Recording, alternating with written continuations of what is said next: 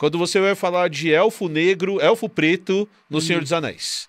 E vai fazer uma discussão sobre raça no contexto de Senhor dos Anéis, não só da série, mas do filme. Sim. Do filme, dos livros. A gente pode até expandir isso para o universo do Tolkien inteiro e falar sobre o Tolkien só ter herói branco e só ter vilão preto. A gente pode entrar nessa história. Você pensa, quero falar sobre Senhor dos Anéis, ou você pensa, quero falar sobre o que quer que seja? É o Senhor dos Anéis, é a história. Até porque nem é só cinema, né? Sim. É cinema, TV, literatura, quadrinhos, é tudo. É cultura pop, narrativa de uma forma geral. E vem a história primeiro. Quase sempre vem a história primeiro. Quase sempre você pensa, pô, seria legal fazer um vídeo sobre o Senhor dos Anéis. Ainda mais o Senhor dos Anéis, por exemplo, que é algo que eu gosto muito. Tá. Então, eu gosto muito dos livros e eu gosto muito dos filmes. E tem uma história com os livros, tem uma história com os filmes. Eu leio muito sobre os livros, eu tô em contato com isso.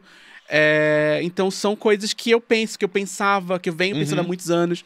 Então, são questões que estão ali, permeando.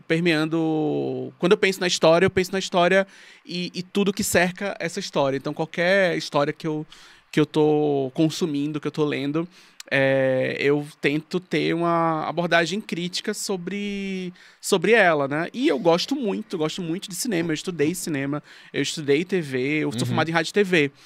Então, pra mim, sempre foi a conversa sobre cinema, a conversa sobre TV, sempre foi uma conversa intermediática. Sim. Então, é uma conversa que passa por outras áreas de conhecimento, pelo mundo, Eu gosto muito de ler sobre bastidores, de entender o que está por trás da produção de um filme, o que aconteceu. O estúdio cortou a grana para fazer aquele negócio lá, e aí, no fim das contas, o resultado final foi esse. Então, para mim, sempre o que me leva primeiro a história, primeiro a narrativa.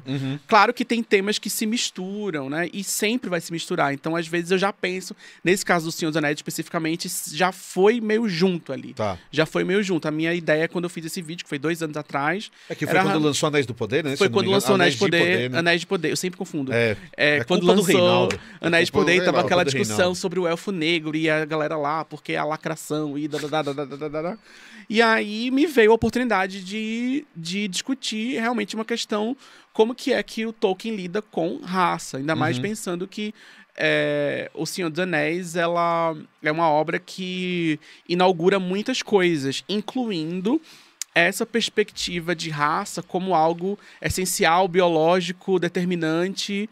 Quando ele vai lá e coloca aquelas espécies e tudo mais, ele usa a palavra raça para dizer que é um elfo. O elfo e os anões são raças, e por serem raças, elas trazem características que são determinantes. Não só características físicas e históricas, mas também características morais. Uma criação à parte. Uma criação à parte e que tem algo essencial. Que tem algo que é essencial. Não é o resultado de processos históricos, Perfeito. não é contextual, é essencial. Então, em Tolkien, tem essa perspectiva da raça como algo essencial, que é a forma como se pensa em teoria racial no século XIX, quando essas teorias raciais vão se desenvolver, pensa-se nessa ideia de raça como algo essencial. Esse povo que vem desse lugar, ele nasceu assim, tem que ser quem tem o formato do crânio desse jeito, né? Frenologia e essas coisas todas, vai colocar a raça como algo que é essencial. Então, quem tem o formato da cabeça desse jeito, o formato do crânio desse jeito, é isso e aquilo, e vai determinar quem você é pro resto da sua vida, se você vai ser explorado, escravizado e tudo mais. Não, com isso, obviamente, eu falo sobre isso no vídeo, não estou dizendo que o Tolkien eu sou racista e eu vou colocar aqui, mas como ele coloca isso no livro, e ele discute isso no livro. Tem uma série de discussões no livro que estão além disso, assim. Ele fala, por exemplo, de decadência moral, ele fala de raças, homens superiores e homens inferiores. Ele fala, por exemplo, de miscigenação como algo que potencialmente coloca em risco um grupo de pessoas. Então, esses humanos passaram a se miscigenar com esses humanos inferiores. Esses humanos que eram superiores começaram a se relacionar então, tem uma série de elementos ali que, intencionalmente ou não, se relacionam com teorias raciais. Sim. E como O Senhor dos Anéis é uma obra muito basilar da fantasia e influenciou outras obras, então quando você pega, por exemplo, o RPG, né, o Dungeons and Dragons e tudo mais, bebe disso e dobra a aposta.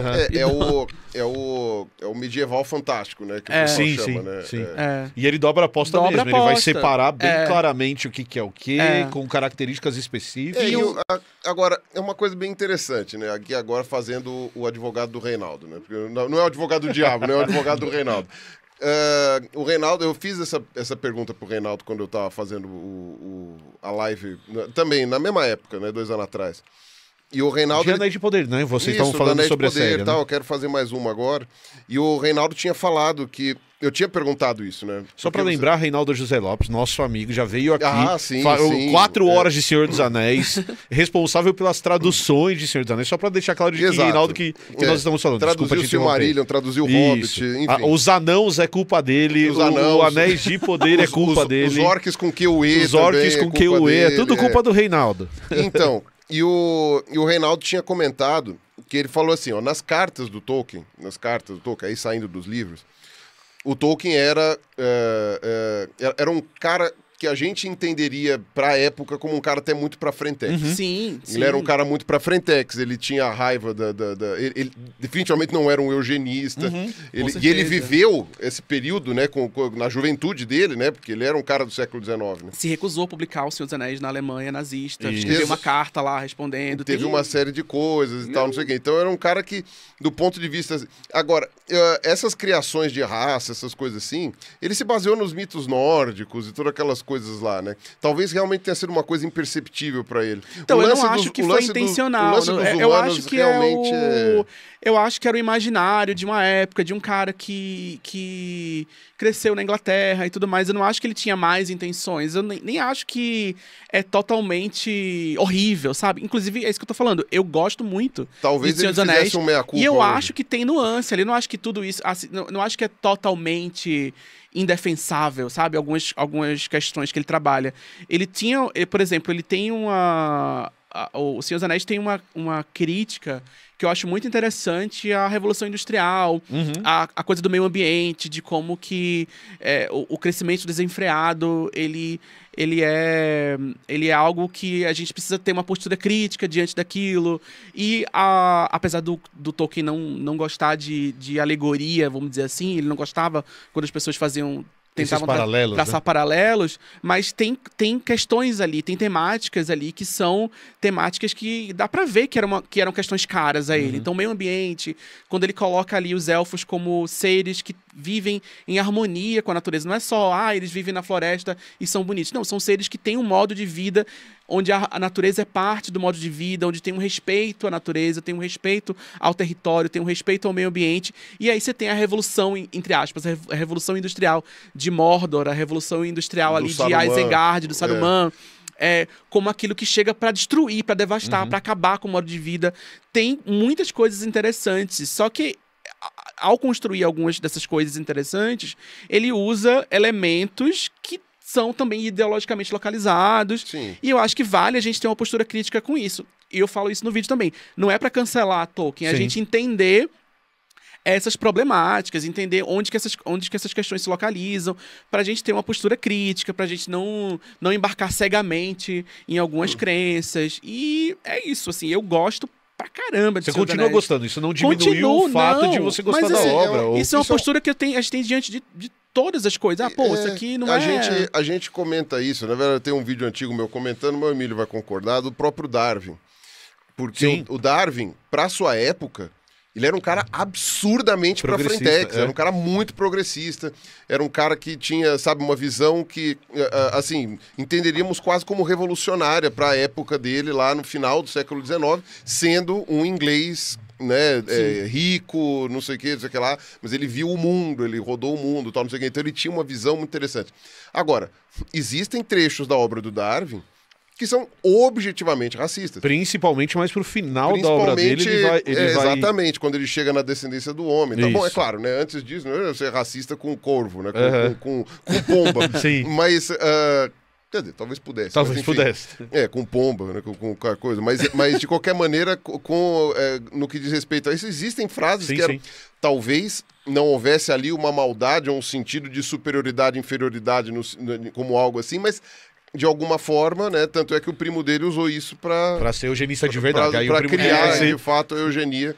Né? Então, tudo tem que ser lido dentro com a lente da época também, né? Entender que aquilo ali que ele já fez já tinha sido demais, né? Até. Não, mas acho que... E esse é um cuidado também que a gente tem que tomar, e concordo plenamente com você, porque, assim, tem erros, entre aspas, que o Darwin cometia, ou mesmo que a gente vê nos trabalhos de literatura da época e tudo mais, que são coisas que a gente, no caso do Darwin especificamente, a gente descobriu um monte de coisa depois, que explicava coisas que ele não conseguia explicar, do mesmo jeito que a nossa sociedade mudou, e a gente tem uma visão diferente de sociedade hoje, e a gente tá pegando o filtro que a gente tem agora. Isso não quer dizer que a gente tem que passar pano pra tudo. Eugenista é eugenista e acabou.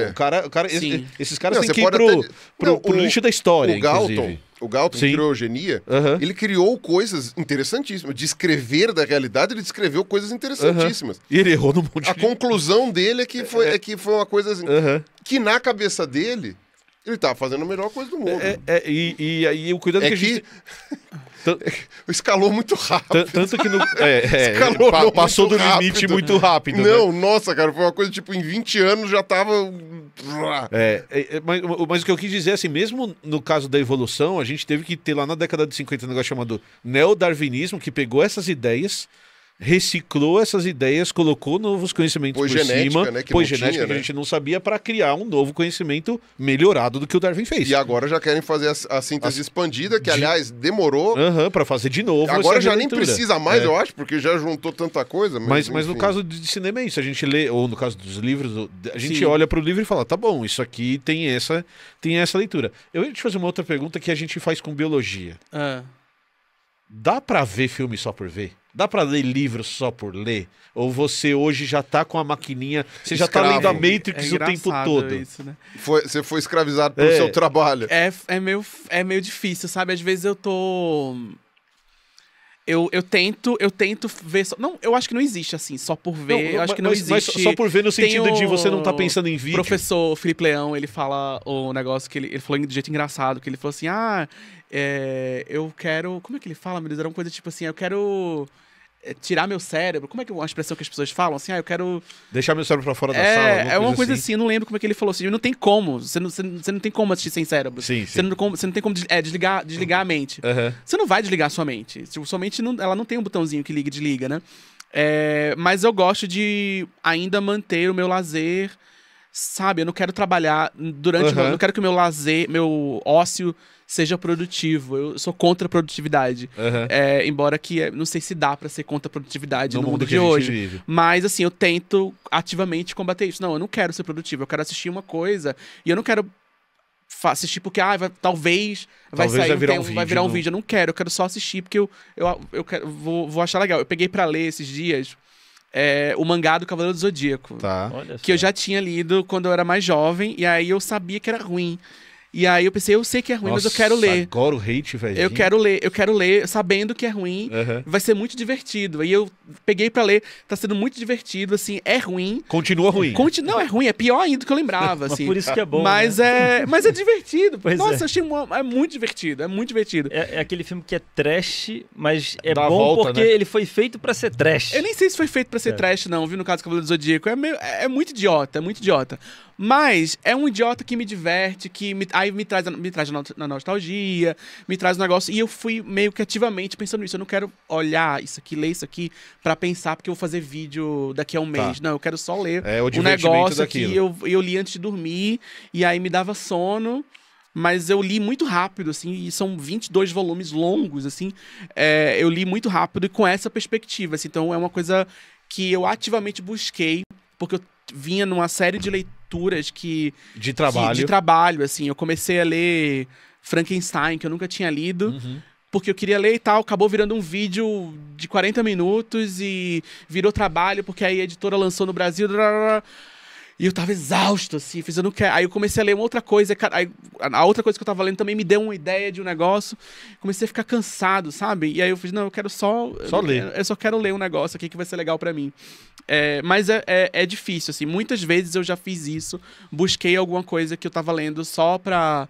Senhor dos Anéis foi meio que isso. Essa coisa do vídeo do Senhor dos Anéis foi na época da pandemia. E eu tava lendo um livro muito difícil na época da pandemia, que me deu muitos gatilhos por causa da pandemia, que era o livro da Octavia Butler, que era... Kindred? Não era o Kindred, era a Parábola do Semeador, que tem muitos paralelos com o tempo de hoje, especificamente a pandemia. Tinha um negócio que me perturbou muito no livro, e eu fiquei muito perturbado, assim, enquanto eu lia, e eu queria ler alguma coisa que me deixasse confortável. Sim. Eu fui atrás do Senhor dos Anéis. Você já tinha lido? Que eu já tinha lido, e eu gostava, eu sempre gostei. Pra mim é uma leitura, o pessoal fala que é muito chato, é muito enfadonho, não sei o quê. Pra mim é uma delícia, é uma leitura gostosa, pra mim é um negócio muito... É muito legal de ler. E eu peguei pra ler nessa época de pandemia. E aí eu fiquei pensando aqui, pensando ali. Me veio um monte de coisa na cabeça. Eu fiz, né? Acho que talvez renda. Quando veio o negócio do Elfo Negro, eu fiz, juntou uma coisa com outra, vou fazer um vídeo. Inclusive, aproveitando esse gancho, gente, você que tá assistindo, leia o Octavia Butler. Gente. Só que é horrível, tá? É um soco. O que é? Na boca, a Octavia cara. Butler, ela é a principal autora do afrofuturismo. Ela é uma grande dama de ficção científica e tal. Isso. Ela é conhecida, o pessoal fala muito dela como a pessoa que previu o slogan do Donald Trump. Porque na Parábola do Semeador, ela descreve uma distopia que não é tão longe. E é um mundo que é muito parecido com o mundo de hoje, mas tem algumas coisas estão mais escaladas e tem uns elementos levemente fantásticos. E aí tem uma questão climática, né? Tem uma questão de colapso climático lá que causa o colapso da sociedade e que causa cidades... As pessoas vivem em cidades que são corporativas. As cidades pertencem a empresas e tudo mais. Anarcocapitalismo. Coisas que já existem. Se você assim, já existem cidades assim no mundo, inclusive no Brasil. Mas assim, ela vai lá e descreve cidades que são muradas de pessoas que estão vivendo num lugar, numa condição muito difícil, muito horrível. E tem uma das coisas que me perturbou muito era isso. Tem uma droga fictícia que ela inventou que as pessoas entram num transe muito doido quando elas veem algo pegando fogo. E aí... essas pessoas estão tão fodidas na vida, tão desesperadas e tudo mais, que elas começam a ficar muito viciadas nessa droga. E você tem que tacar fogo pra E tem que tacar fogo em alguma coisa. Então elas começam a tacar fogo nas cidades e, num dado momento, elas começam a tacar fogo nelas mesmas. E nesse transe, assim. E aí, no meio de tudo isso, surge um político fundamentalista e uma figura tipo Donald Trump que quer voltar. A gente vai... Se vocês me colocarem aqui no poder, a gente vai voltar às coisas como elas eram antes. Make America Great. E aí ele fala Make America Great Again, porque as coisas já estão muito escaladas, né? Tá tudo muito ruim, tá todo mundo muito fudido, mas todo mundo meio que lembra. Então é muito parecido com o tempo de hoje. Assim, se você pensar... Aqui no Brasil, a gente quem é da minha idade lembra de como que era o Brasil nos anos 2000, o Cristo Redentor na capa da The Economist decolando e tudo mais. Então a gente tem... meio que nessa pegada, tipo, uns 10 anos atrás as coisas estavam muito melhores. Ainda tinha emprego, as pessoas ainda tinha gente que tinha casa e tudo mais, e aí vem hoje tá tudo fodido, vem essa figura política fundamentalista que fala assim, Make America Great Again. E tem exatamente esse slogan no livro, né, na segunda parte. No Brasil não houve essa... o Bolsonaro não usou isso na campanha, não, né? Desse jeito. Não fazer o Brasil voltar a crescer, porque senão ele teria que admitir que foi o PT que fez, né? Mas esse imaginário de um passado glorioso, que é um imaginário muito presente base do fascismo, na base do fascismo e tal, e ela coloca isso no livro, e toda a forma como ela descreve a sociedade, ela é muito apurada, exclusiva dos anos 80. Ela descreve uma sociedade fascista de uma maneira muito apurada, com a presença da tecnologia, com a presença de uma série de elementos. Essa coisa do fogo, pra mim, me pegou muito. Porque a gente estava justamente no rolê da pandemia E a gente tava viciado em desgraça, né? Então a gente ficava vendo os números de mortos crescendo todos os dias e a gente ficava tentando, mas vocês não estão fazendo nada. Então todo mundo ficava gritando assim, meu Deus, meu Deus, meu Deus, morreram não sei quantas pessoas hoje. Então parecia que a gente tava... A minha sensação era que a gente tava olhando pro fogo e a gente tava sendo seduzido pelo fogo e pela desgraça, e eu tava lendo esse livro na época, me perturbou demais, não, assim. Pra ler na época, né? Mas é maravilhoso, assim, ela tem outros livros também que são muito legais. O Kindred é o mais famoso. Kindred me dói, que é uma história de viagem no tempo, só que a personagem é uma mulher negra. Então, assim, ela vai lá e... Eu comentei. É uma questão meio que, tipo, gente, viagem no tempo pra uma pessoa negra não é essa coisa... Será que eu devo viajar? Não, ela não deve. Ela viaja. Ela viaja. Ela não tem controle sobre Um dia ela acorda e ela tá no século XIX. No lugar errado. Nos Estados Unidos. E é muito louco porque a personagem tá na década de 60, que é uma época de luta pelos direitos civis nos Estados Unidos, e ela volta pro tempo, para um tempo em que ela é uma escravizada. Então você tem esse paralelo que ela tenta fazer. Ela não é escravizada porque ela não era de lá, mas... Não, ela é escravizada, porque ela volta pra uma fazenda, o cara olha pra ela só pode ser o quê? Entendi. Ela só pode ser uma escravizada. E aí ela tem... Cara, é um livro doído pra caramba, é um dos mais famosos da Octavia Butler. Talvez o mais famoso. Tem um muito bom também, que eu esqueci o nome, que é uma trilogia também. Eu esqueci o nome agora, se eu lembrar depois eu falo, assim. Mas é um que é mais no espaço, num futuro bem mais longe, assim. E aí tem uma... a Terra foi destruída e ela foi capturada. Ela e algumas pessoas foram capturadas. Tem o Kindred, o Despertar. O Despertar. É o Despertar. É uma trilogia. Ela acorda numa nave e ela foi raptada. Raptada não, ela foi resgatada por uma espécie alienígena que aparece muito benevolente. E aí tem uma descrição... É muito interessante, porque é uma sociedade que evoluiu tecnologicamente, mas todos os avanços tecnológicos são orgânicos. Então a nave é como se fosse um ser orgânico que eles manipulam geneticamente para ser uma nave espacial. Tudo eles veem tecnologia inorgânica com preconceito. Eles acham que é uma coisa vulgar, essa espécie alienígena. E tem eles têm um terceiro gênero, né, nessa sociedade, só que eles estão querendo fazer um projeto de eugenia com o corpo dela, com ela e as pessoas que eles sequestraram do planeta. Aí você começa achando que eles resgataram os seres humanos, mas na verdade aí tem toda essa discussão. Benevolência. É uma discussão sobre colonização, sobre eugenia, sobre exploração de corpos, sobre o que é um corpo descartável, o que é um corpo que é útil, o que significa... Enfim, é uma brisa esse livro, é uma brisa mesmo. É muito interessante. É incrível, assim. É muito, muito, muito legal, vale a pena.